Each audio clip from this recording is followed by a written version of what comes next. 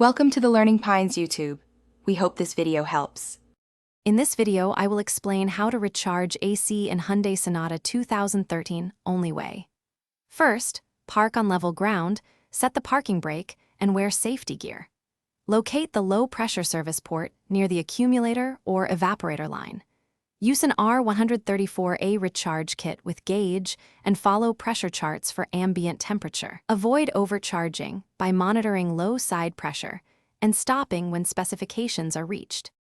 Begin by visually identifying the larger diameter line and the low-pressure service port near the evaporator or accumulator. Remove the protective cap and check for markings indicating the low side. Attach the recharge hose quickly to keep contaminants out, ensuring a secure fit. Double-check the connection by gently pulling the hose to confirm it is locked. A proper seal prevents refrigerant loss and inaccurate pressure readings. If you are finding this video helpful, please subscribe and like to support more practical guides. Quick recommendation: the Echo Dot smart speaker brings music and clear voice commands into your garage, and it can set timers while you follow steps.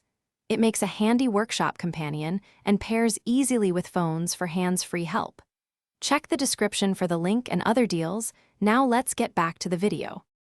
With the engine running and a /C on max, monitor the low side gauge while you add R134A in short bursts.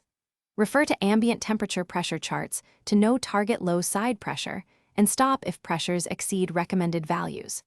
Allow the system to stabilize for a minute between bursts and check cabin cooling performance. If pressures climb unusually or compressor cycles rapidly, stop and inspect for leaks or component issues. Thanks for watching.